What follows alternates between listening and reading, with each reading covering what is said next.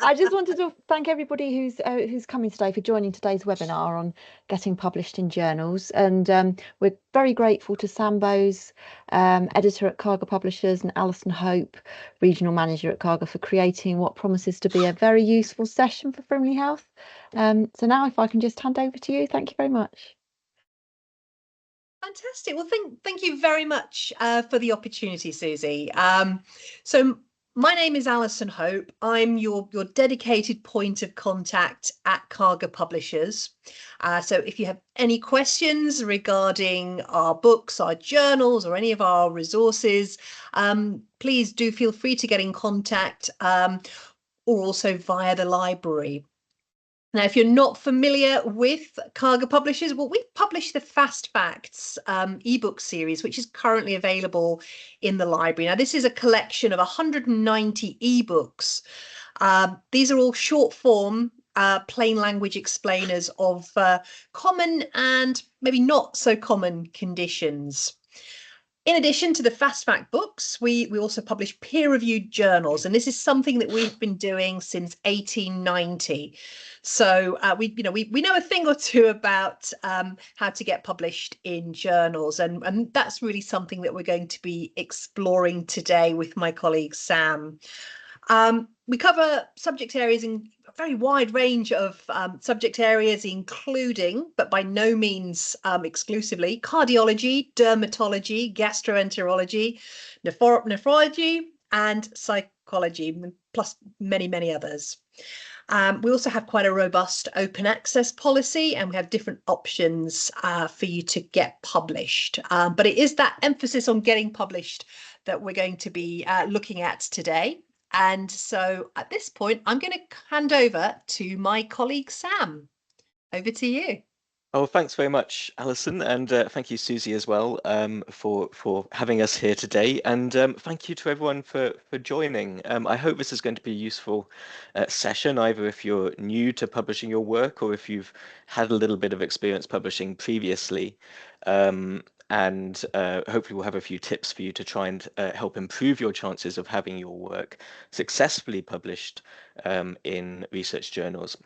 Just to give you a very brief background on my background, I'm an editor with KARGER, an in-house editor for the journals. I manage a few journals in the portfolio.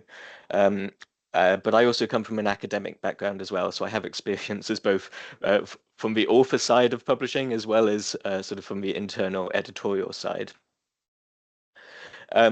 So today we're going to be covering a few topics. So first of all, we'll be talking about the reasons for publications, reasons that you might want to consider publishing your work.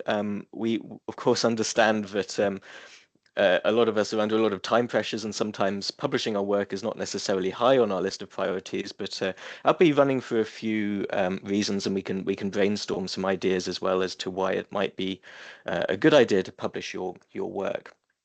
I'll also be running through some tips on preparing for publication to try and give you the best chance of actually having that work accepted.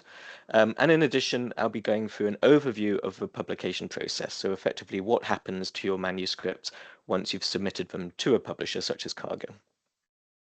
And then finally, just to round off the session, I'll be discussing some ways of possibly expanding your opportunities for publishing. I'll be discussing different article types that you might want to consider publishing, and also potential ways to maximize the impact of your research. So once your work has been accepted, how you can maximize the reach of your research. So I thought I'd start off the session maybe with a slight bit of brainstorming. So do feel free, if you can, to type any ideas in the chat as to reasons why you might want to publish your work. I think Alison will be monitoring that chat as well. So if any of you have any ideas, then feel free to pop them in there. But whilst that's going on as well, I can start off by providing a few suggestions. And as I say, just add to these if you have any suggestions. But I guess the main one that most of us probably think of is advancing medical knowledge. Of course, I'm sure you're all aware that scientific progress relies on published academic work, as well as published clinical work as well, of course, and that it's that published data and that published research, which is essentially representative of a forefront of where we are with our scientific progression. So you'll be very familiar with textbooks. Textbooks tend to be a few years out of date. Normally what the research which the textbooks are based on is not necessarily the most current research. And so if you want to see the most recent progress in a particular topic, your primary go-to area should be looking in what's being published in scientific journals. Of course, that's linked to improving clinical practice. So as we publish our work, we bring up we sort of increase the general knowledge that's out there that will hopefully contribute to improving clinical knowledge. I can see some suggestions coming in. I can see someone's just mentioned career advancement, building credibility, sharing ideas with a wider audience, and that's absolutely fantastic. Absolutely, some great reasons to publish there. Improving patient outcomes, of course, is another area which also feeds into this, and of course developing new treatments and medications. And you'll notice on this wheel which I've put here on the right hand side, we've got these 4 reasons which I tend to think of as sort of the external facing reasons for publishing, and this is generally what a lot of people tend to think of when they think of the reasons for publishing scientific work. It's advancing medical knowledge, it's developing new information which can be used either for developing new ways of treating diseases, new protocols, new strategies for surgeries, or potentially developing new drugs, developing knowledge that can be used to identify new drug targets, or actually running new drugs through clinical trials. It's that sort of thing which I think of as the external reasons for publishing. But in addition, and Duncan, as well, in your comment, you've mentioned this as well, career advancement and building credibility are really good points. Career progression, of course, it's helpful if you've got on your CV, that you've got a background of or past publications that you've published. But in addition to that as well, what I would add to that is it's a great way to network with people. It's a great way to build up your name within a certain field that you specialize in. If you publish your work and then you'll go and present that work at conferences, it's really a fantastic way of both building up your own reputation, but also getting to know other people that work in that field. And actually networking is something which I'll come on to a little bit later, because networking in itself is a really useful way to improve the quality of your work, your research, and it hopefully lead to better publications as well, because you can collaborate with other groups, and that can really improve the scientific work which you're submitting for publication. And in addition to this, I've put professional development here as well. And professional development, of course, is something which a lot of us are required to do our CPD courses and things like that. And publishing your work can absolutely count towards that. But also there's a I believe a satisfaction in seeing your work out there. So when you've been working on a research project for multiple years, to actually go through the process of writing that research up into an article and seeing it in print is in itself just a hugely satisfying process to go through. So just from that personal point of view, I think that's another great reason to be publishing your work. So how do we give our publications the best chance of being accepted when you submit them to a journal? And for the next sort of few slides, what I'm going to be doing is discussing how to set the foundations for a good research project that will hopefully lead to a good article that you can then submit for publication. So I've thrown up this this diagram here, and this diagram is actually effectively, I guess, primarily applicable for, say, a lab-based research project, or a kind of what we would consider to be a normal kind of research article type submission. But equally, the same principles can be brought into effect if you're submitting, say, a study protocol or a case report. There are aspects of this as well which you can bring into your planning for those projects. And I'd say the first step really is to identify a knowledge gap. Now, this might be a knowledge gap which you've identified either in the process of your own research, or equally, it could be a knowledge gap that you've come across through checking the literature. Once you've identified that gap in the knowledge, which is a potential area for running a research project, it's time to devise a hypothesis. And it's important that you don't just rush this. it's important to have a clear hypothesis right from the start of the process. This is something which I've discovered actually in one of my early research projects, where I realized actually a few months down the line I didn't actually have a clear hypothesis for my work, and actually that can lead you down the route of basically going down dead alleys a little bit with your actual research. So having that clear hypothesis is really key to that initial study design stage. Once you have your hypothesis, which should be grounded in the existing literature as well, then it's time to work on your study design. And again, this is an area where you should really spend a lot of time working out, what controls you need, how many repeats you're going to require for this. If you spend a lot of time in your study design period, it can save you a lot of time later on, because sometimes you can go through a whole set of experiments, for example, spend months gathering data, and then realize that you've missed out a key control, in which case you're going to have to go back and do it again. So make sure you spend a good amount of time with that study design, and also seek other people's opinions with that as well, because other people will come in and maybe suggest things which you haven't thought of.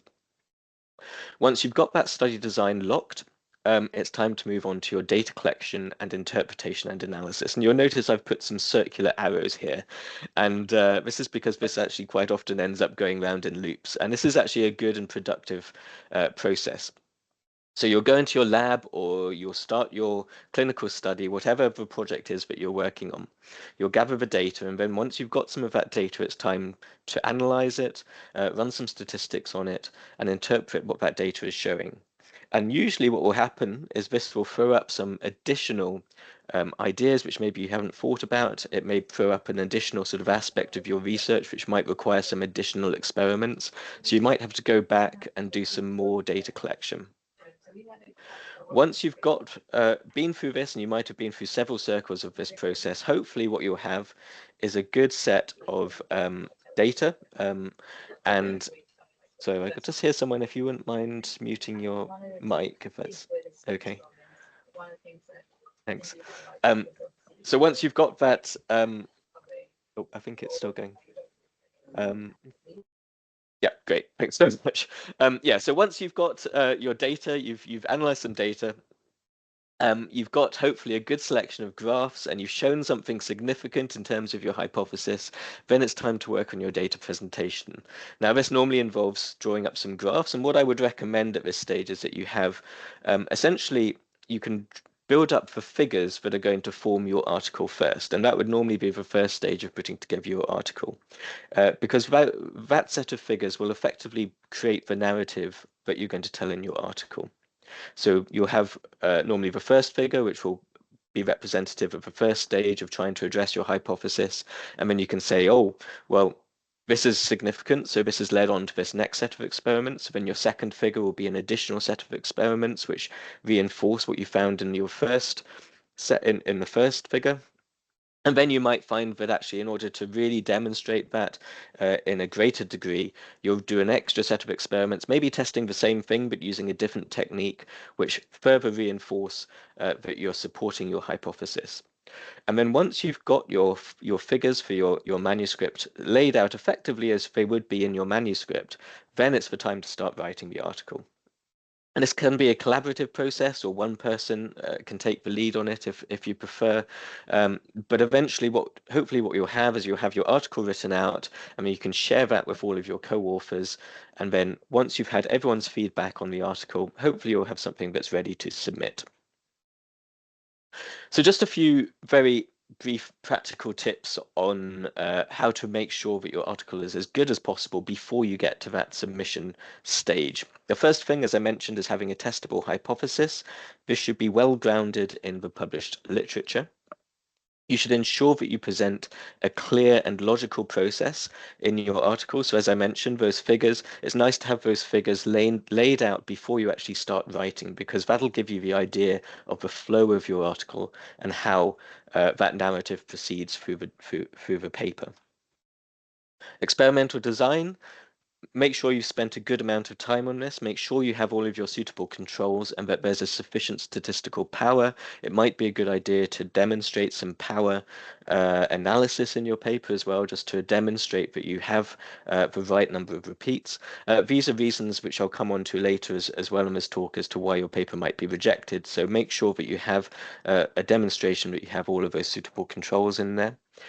Use appropriate statistical tests, and it's not necessary to be a statistician, but it is a good idea to have a basic understanding of which tests to use when. So things like ANOVA tests, t-tests, and the non-parametric equivalents. It's good to have at least a basic understanding of which tests and when to use when, because again, that's a common reason for rejecting papers. And make sure that you use an appropriate language and writing style, and ensure that the figures and tables and images are clear as well. Just to expand on some of those tips a little bit, with the writing, when you have that appropriate style and clarity of your writing, it's a good idea also to make sure that you have a good understanding of what the word count is for the journal to which you're going to be submitting. It can vary quite a lot between different journals, so make sure you know that before you start writing. You could always overwrite them and chop down as well. But if you go too far over that word count, you can create a bit of a rod for your back. Structure. Make sure that you've understood the guidelines for structuring the article. This does differ between different publishers. So some publishers, for example, might request that your materials and methods is submitted as a separate supplementary file. So make sure that you understand what the journal requirements are before actually starting to write up your article. Figures and tables, as I mentioned, make sure that these are clear and appropriate, and they should be self-explanatory. One of the things which I was taught quite early on in my research career was that you should be able to look at a figure without reading the figure legend and without reading the text, and should be able to understand what that figure is. So as an editor, what I like to see with figures is I like to see individual data points. I like to see things like the use of standard deviation bars for your error bars instead of standard error of the mean, because these things really show the spread of the data and show what the data is actually showing without you having to delve further into either the text or the raw data to get an understanding. So it's good to present that if you can from the get-go. References, make sure that these are relevant and but they're also high quality. It can be quite an easy trap to fall into sometimes, just to pick out references that support the point that you're making without necessarily vetting those references in detail. And this is again something which I see quite often. Make sure that you've read those references and that you have a good understanding that the paper is a suitable paper to be referencing. So that's the planning stage. That's all the sort of setting out your article, writing the article. But how do you choose a good journal, or a suitable journal, I should say, for your work? And there are a few factors which can actually influence your decision here. And I think a lot of people can become quite transfixed on impact factor, for example, as being a big factor. But actually, I would say that's not necessarily the main thing that should be influencing your decision. So scope, of course, is a big one. It's a good idea to make sure that your article is in scope. And actually, as an editor, it's surprising how many articles I receive which aren't necessarily in scope for the journal. And actually, sometimes I've seen articles submitted which have clearly been submitted to a previous journal, and then they've not really reformatted it. I've had headings for other journals sort of on the submissions before. So yeah, make sure that you're submitting it to a journal that's appropriate for scope. Database indexing, again, I'll touch on this briefly again later in the talk, but it's a good idea to check how the journals are indexed, whether your paper will be shown in PubMed, Web of Science, and also at what stage they'll be shown in those libraries. Impact factor, as I mentioned, it might not necessarily be the best thing to focus on, and the reason for that is that if as an example, let's say you're publishing within a certain field, sometimes there might be a specialist journal in that field, which is the go-to journal in that field. Again, as a personal example, in my academic work, I used to do research into cystic fibrosis. And our main journal there was the Journal of Cystic Fibrosis. And it didn't necessarily have the highest impact factor. But everyone within the field of cystic fibrosis knew that that was the go-to journal, and they were all reading it with every issue which came out. So actually, it was a good idea to publish there because you knew that everyone in the field would see your research, they'd see your work. So impact factor can give you an idea of how much exposure your article may have, but it's not necessarily the be all and end all. Article types, of course, the journal needs to accept the article types. A lot of journals, for example, won't accept case reports, and some journals, including some of the ones which I edit for KARGER, are purely focused on case reports. So make sure that your chosen journal accepts the article type. And also publishing speed. Normally on our websites for our journals as well, we'll give you an idea of how long sort of the average review time for articles is, which can also be a factor in your choice. If you want to have your article published quickly, but obviously there's no way to particularly control how long the article will spend in review. There are lots of variables there, but the average publishing speed can give you a bit of an idea for the journal that you've chosen. And then we have factors such as whether or not you would like to publish in an open access journal or a subscription-based journal, and outreach as well. And again, these are aspects which I'll be covering in more detail towards the end of the talk. So for the next little stage of the session, I thought what I would do is go through essentially the process that we see as an edit as a publisher of how those articles actually go through the peer review process. So I'm sure some of you will be familiar with this, but just to recap and also to introduce those of you who maybe are slightly less aware of how each of these stages work, effectively when you submit your article to a journal, it will go through an initial pre-screening or pre-evaluation stage. And this is usually done by an editor, such as myself. It may be an internal editor, it may also be an external editor, or it could be an associate editor as well. But normally there's some kind of editor evaluation stage which happens early on in the process. And your paper can be rejected at this stage, and I'll go through some reasons later on as to why your paper might be rejected at this early pre-screening stage before review. But hopefully, if the editor thinks that it's in scope for the journal and that it's of a reasonable enough quality, then it will move into the review assessment stage. And this can either be done by the editor themselves, or it might be handed to an associate editor. But that handling editor, whoever they may be, their role is then to start recruiting reviewers, and this is normally the stage which leads to the longest delays, and it can take a varying amount of time depending both on the article and how many people are available within that field who are willing to provide a review. But this is normally the stage which leads to the longest amount of delay in the publishing process, and that is recruiting reviewers. Normally, for the vast majority of papers or article types, we require, according to the COPE guidelines as well, we require a minimum of 2 reviewers. So it's normal to have at least 2 reviewers, sometimes more, assigned to a manuscript. There's only very rare cases and very rare article types where there might be fewer reviewers required, but for the most part, there'll be a minimum of 2 reviewers. And then your paper will be sent to these reviewers who will then provide their own assessment. They'll normally be given a length of time, 2 or 3 weeks is about average, to make an assessment of your work. And then they'll submit their reports, and once the editor has received all of the reports from all of the reviewers, these reports will then be sent back to you, and you'll receive your first decision letter. And normally there'll be some form of revision involved. Very rarely you might have an accept decision. That is rare, but it does happen. But most of the time there'll be some form of revision. Or if the reviewers both agree that the article should be rejected and the editor also agrees, then it may well be rejected at that stage. But yeah, so these are the major types of decision that you'll receive at this stage. So either your article will be accepted or rejected, hopefully not.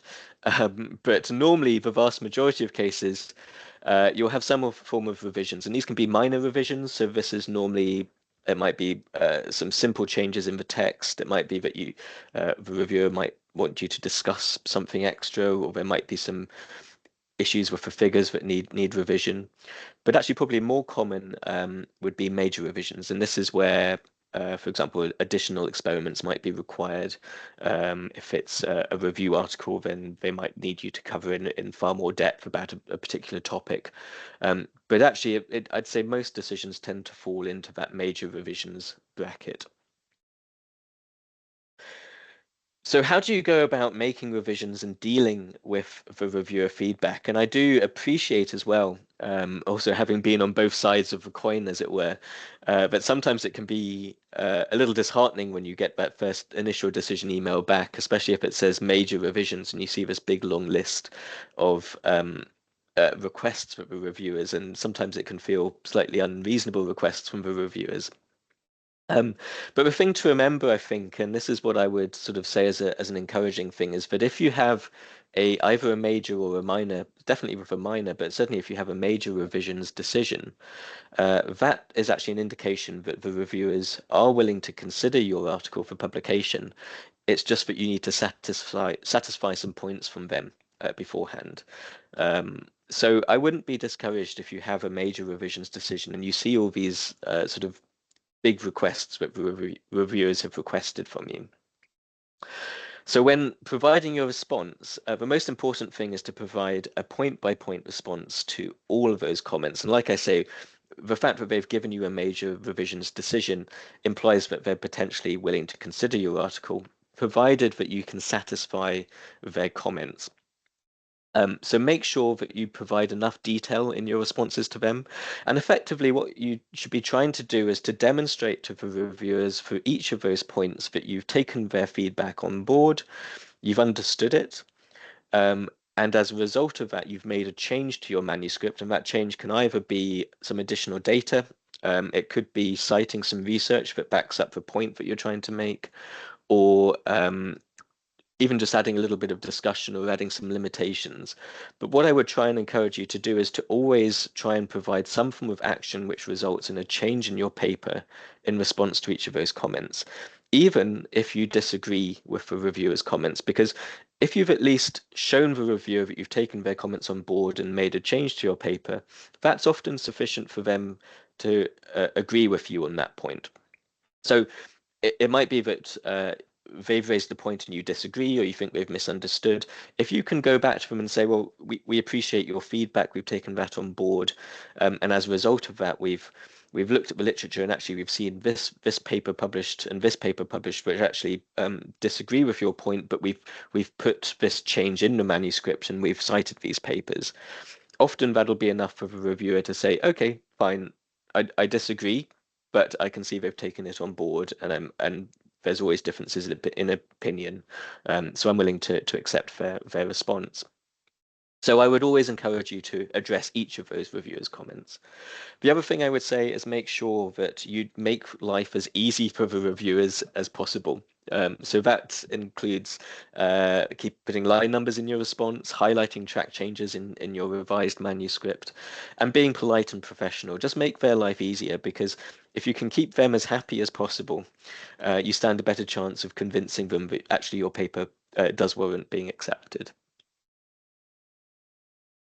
But of course, sometimes our papers do get rejected, and it can be very disappointing when we receive that rejection decision. But again, the thing to remember here is that being rejected from one journal does not necessarily mean that either that article can't be strengthened with additional data and still be acceptable within that same journal, or potentially it can be submitted to a different journal, maybe a slightly lower impact factor, or even a similar impact factor, but just a different journal if you've managed to make some additional changes to it. So what I would say is that in an ideal world, the reviewer and editor feedback that you receive with your rejection notice should be constructive. Certainly that's something that I always try to do as an editor, is provide some constructive feedback that will help the authors to improve their work, either for resubmission in our journal or if they choose to submit it elsewhere. And also the other thing to remember is you can consider an appeal. So if you've got, say, a split decision and one of those reviewers is saying that your work should be rejected, and you strongly disagree with that reviewer, or you think they may have missed something, you can normally appeal. Most journals will have an appeal process, and as an editor, if I receive an appeal from an author, if they've provided a good justification for that appeal, I'm usually happy to say that's fine. We'll bring it back into review, and invite an additional reviewer. So that's another option to consider as well. So I thought it might be helpful just to run through some typical rejection reasons for each of the stages. So before review, so this is that stage where the editor is doing their first initial assessment of your work. The usual reasons for rejection are scope. So as I mentioned earlier, make sure you're submitting to a journal with appropriate scope. Insufficient contribution to the field or lack of novelty. This very much depends on the journal. So this is a very common reason for rejection. It's a very common reason that reviewers will reject papers as well, actually. But some journals, of course, are more focused on this than others. So particularly higher impact factor journals can get can put quite a high priority on novelty and impact. Other journals, however, and I think that this is quite important as well, that there is an argument that all valid data should be published and put there in the field, even if it's repeating experiments that have already been done, because essentially that's strengthening the field. And this is certainly something which some of the journals which I edit, we have very much a focus on not rejecting based on novelty. So it varies very much depending on the journal. The manuscript is poorly written, difficult to follow. Yeah, I mean, to a certain extent, if it requires some minor writing quality improvements, then that won't necessarily lead to a desk rejection. But I would just encourage you to make sure that you think that your article is publication ready when you first submit it, and try and avoid, make sure that all of your co-authors have proofread it before you submit. Research integrity, ethical concerns. I could fill a whole talk on research integrity and ethical concerns. I won't touch in too much detail here, but things like plagiarism and image integrity, those sorts of things, data manipulation, of course. These are checked normally when you submit to a journal, so those are reasons why it would be rejected at that initial stage. And then reasons after review. So these are the usual reasons from reviewers once reviewers have assessed your article. The main ones tend to be methodological issues, poor study design, insufficient controls, lack of power. Statistics, as I mentioned, have that basic understanding of which statistical tests you should be using. Lack of demonstration of causality. This tends to apply for a lot of epidemiological type of studies. Where associations are being reported. We see a lot of these submissions, but actually a lot of them don't have a sufficient demonstration of causality. And insufficient validation. This tends to apply for more kind of in silico computer-based data. So some bioinformatics studies using GWAS data, molecular docking, these sorts of things. These data should be backed up really with either biological data, or if we're looking at, say, a GWAS study, looking at one database, if you've got data from one cohort, there should be a validation cohort as well from a different study in order to show that that data has actually been validated. And the big one at the bottom is failure to address the reviewer's comments. So as I mentioned on the earlier slide, make sure that you go through each comment one by one and provide a good response to each of those comments. But hopefully, what we're all hoping you'll get to, including the journals as well, is that your manuscript will be accepted. And just to give you a bit of an idea of what happens once it reaches that stage, effectively you can expect to receive an author's proof after it's been accepted. Normally it's not possible to make major revisions at this stage. There may be some minor things which can be done, such as text, some referencing errors might be brought up at this stage, but for the most part, things like authorship changes and adding changes to graphs tend not to be possible once your article has been accepted. If it's an open access journal, then at this stage you may be receiving an invoice depending on what the agreement is for that open access. And also, your publication may be published as an online first or a preview publication, and normally that's the PDF version that's been accepted that will be made available online publicly. And again, I'll touch on this again later, but depending on how the journal is indexed, depends where those are shown. And then eventually you'll have your full publication, which has all been formatted and typeset by the publisher. So how do we expand our publishing opportunities? So here I'm going to be talking a little bit about different article types that you might want to consider. So research articles, I'm sure we're all familiar with, review articles as well, case reports, systematic reviews. There are additional article types as well, which I won't necessarily touch upon. I'll pick a few of these and go through them in a little bit more detail, but I won't be covering everything in this talk. But things like study protocols, communications, letters, these sorts of things tend to be less common. But for the main ones, which I'm sure you're familiar with, would be the research articles, case reports, clinical trials, which actually at KARGER, clinical trials are submitted under the research article type.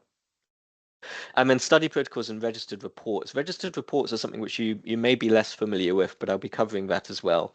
It's essentially a combination of both a study protocol and a clinical trial. But in these cases, we actually have a guarantee that your data will be published regardless of the results. Now, I'll cover in more detail what those are in one of my later slides. So, research articles, I'm sure you're all familiar with the normal structure for a research article. It's normally reporting on primary research. We expect them to be describing significant and original observations. Again, as I mentioned earlier, sometimes novelty is less important depending on which journal you're submitting to. But normally it is based on originality, and the suitability of experimental design and analysis is key as to whether or not we'll consider publishing the article. As I mentioned, at KARGER journals, this includes clinical trials, but there are, of course, extra guidelines in place for clinical trials. But what I would refer you to is the Equator Network guidelines. There's a link at the bottom here. So if you check the Equator Network, it actually provides a lot of details for all of the different article types. And we at KARGER expect all articles to adhere to those guidelines. So a research article, as again, I'm sure you're aware, tends to be formatted with an abstract, introduction, materials and methods section. This is where you'll have all your experimental details in there, how you ran it.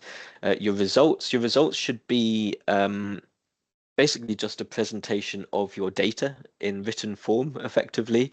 Don't start putting too much discussion into your results, because really your results should just present the facts of the numbers that you've generated in your research.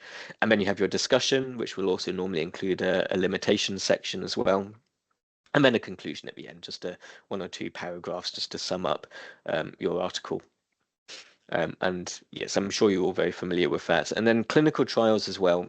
As I said, we would consider clinical trials are normally submitted as research articles to KARGER journals.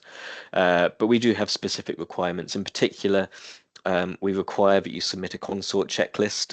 So if you go into our author guidelines when submitting these, there's links to all of this. So you can download these checklists, which have to be submitted with your article when you submit it. Of course, you need prior approval from an institutional review board and an ethics review committee for these. If your trial is being run in human subjects, and also the trial registration details should be provided in the article as well, and that's something which I always look out for when receiving one of these. And registered reports. So registered reports might be a fairly recent addition, and this is something which so one of the journals which I'm an editor for is Biomedicine Hub, and this is something which we're really trying to launch in this journal as well. So effectively, registered reports enable you to have your study protocol peer reviewed before you've actually started your trial. So you effectively have that initial peer review stage, and then once you've had that published, then you go away and do your clinical trial.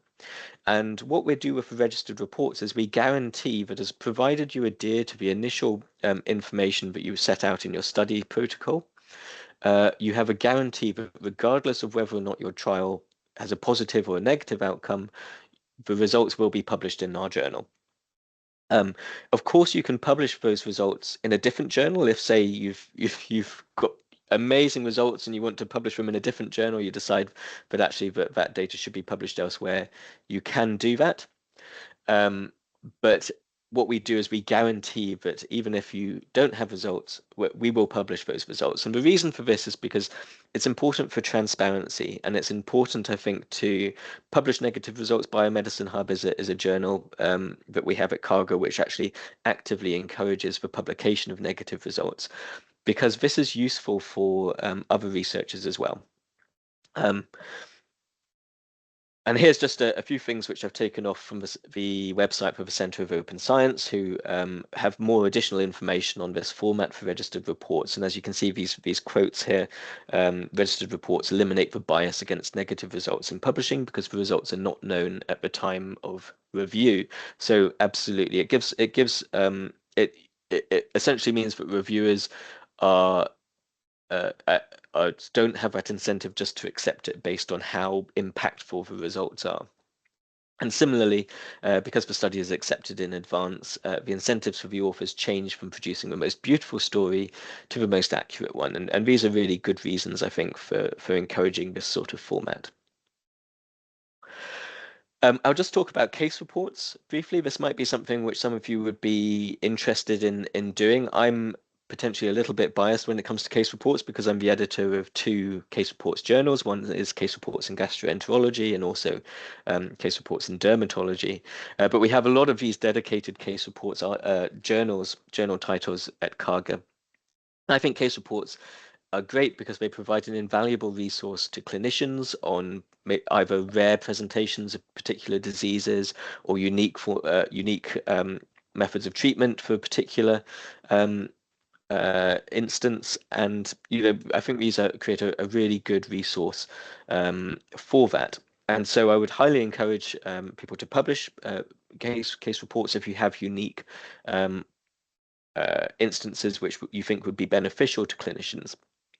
The things to bear in mind is that they should present a significant new insight or an unusual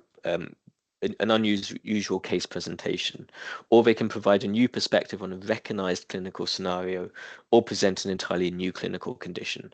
And really, we do need that element of novelty and certainly clinical relevance, and we expect that to be clearly demonstrated in any case reports that we receive.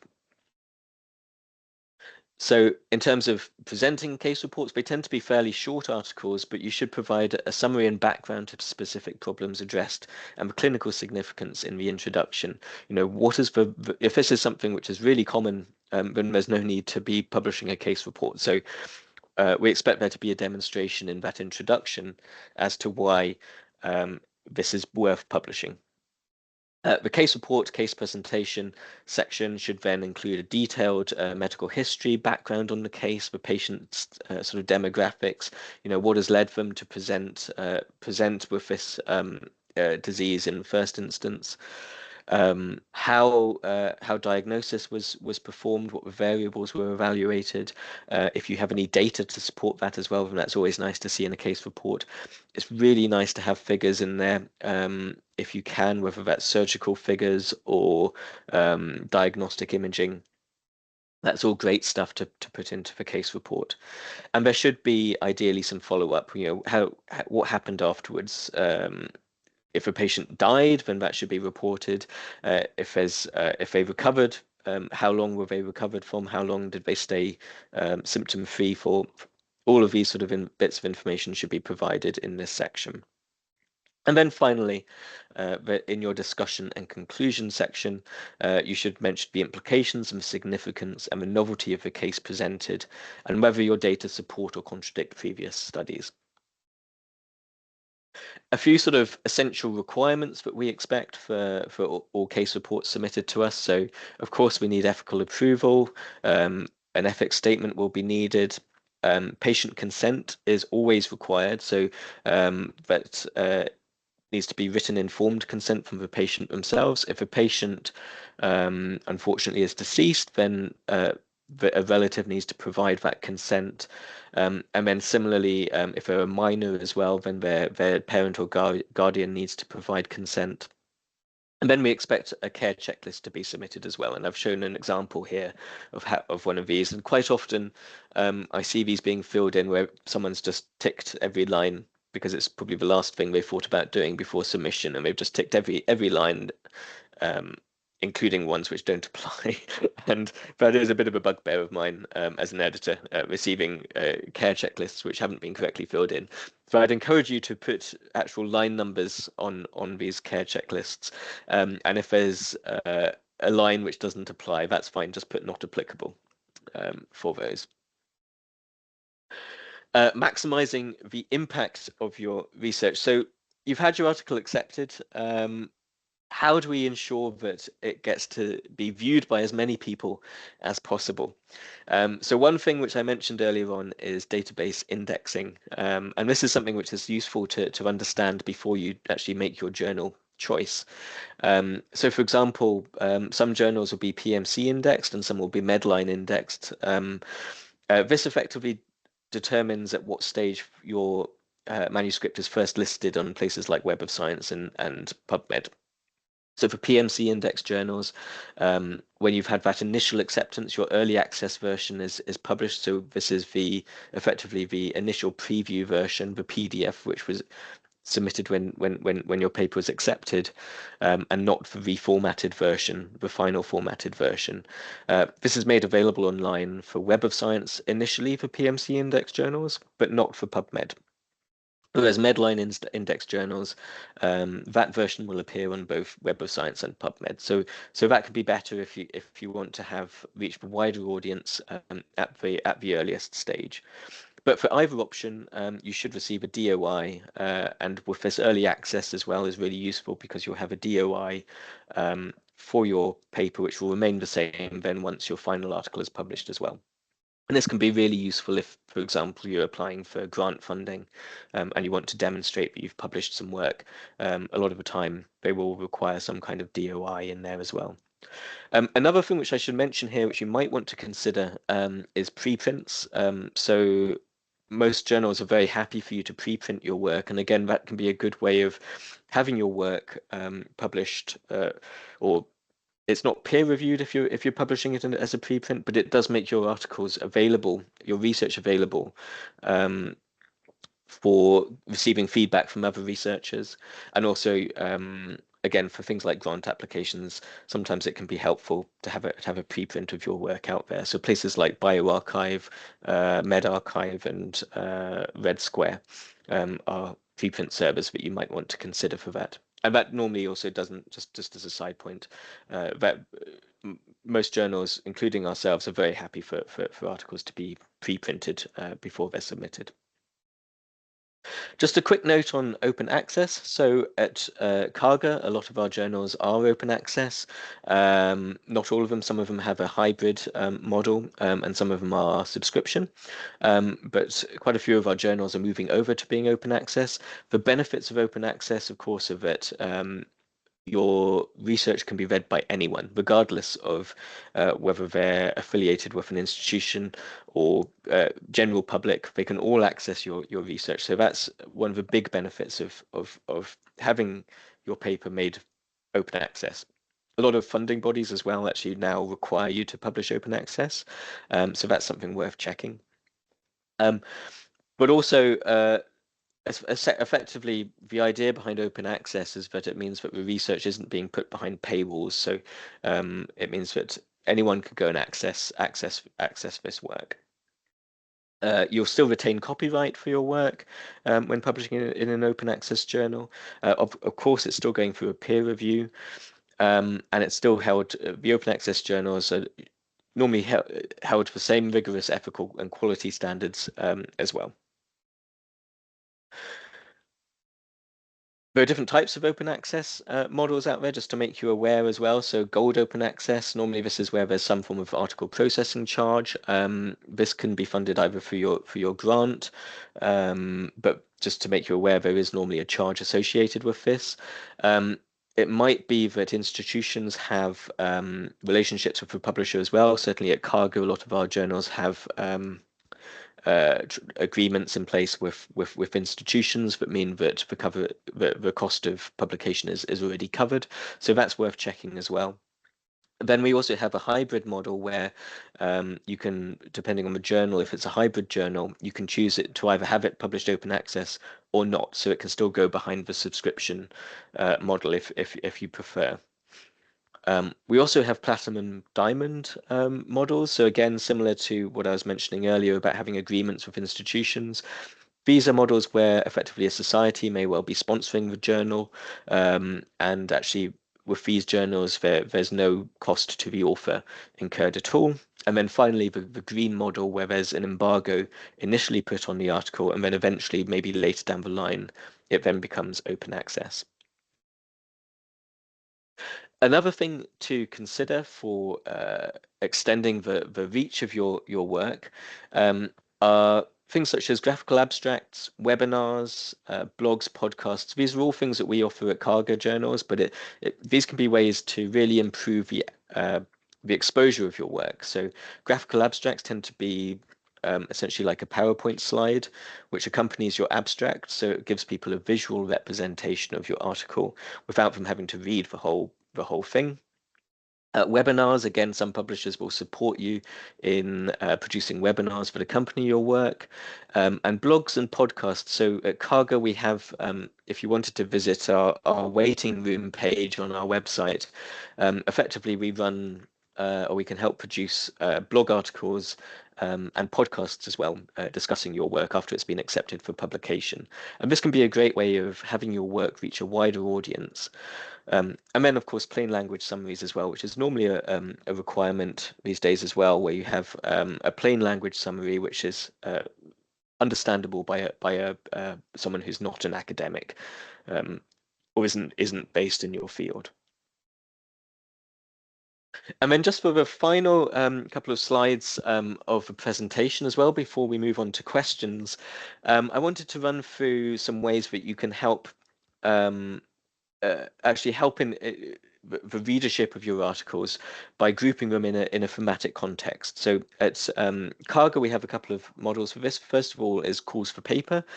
I've thrown up a few advertisements here for calls for paper, or a few examples that we have of calls for paper we currently have running at KARGER. And these can be a great way of having your research effectively grouped with similar papers on a similar subject. It can be a great way of having other authors who are also contributing to the call for papers see your work as well. So they'll be working in the same field as you. So that's a useful networking, a useful way of networking your research as well. But also it's a way of making sure that those other people who are working in your field will see your research as well. And then in addition to that, once call for papers have been published, we also have article collections. So these are effectively collections of articles on a particular topic area. So again, you can visit our website if you wish. I've just thrown up a few examples here of article collections that we have open in neurology and neuroscience, which is one of our themes. And these for KARGER actually operate across all of our journals. So these are effectively collections of articles across different journals which fit into a certain field. So it might be worth checking to see whether maybe your proposed project might actually fit in with one of these article collections, and that might influence where you choose to submit your work. And with that, it only remains for me to say thank you very much for your attention. Apologies if I've been talking at you for quite a long time, but I would certainly welcome some questions from you if you have any. And as always, if you have any questions regarding KARGER, please don't hesitate to get in contact, or alternatively approach Susie in the library. Well, I just wanted to say thank you ever so much for today's session. You've covered a lot of content, and it's been really useful to hear your experiences and, you know, hear from both sides of the coin, as you explained, because you're an academic and now an editor. So it's been ever so useful. And if we get something published in your journal, then it's win-win all round. So thank you very much. Oh, you're Marvellous. very welcome. It's been a pleasure. Many thanks for the opportunity, Susie.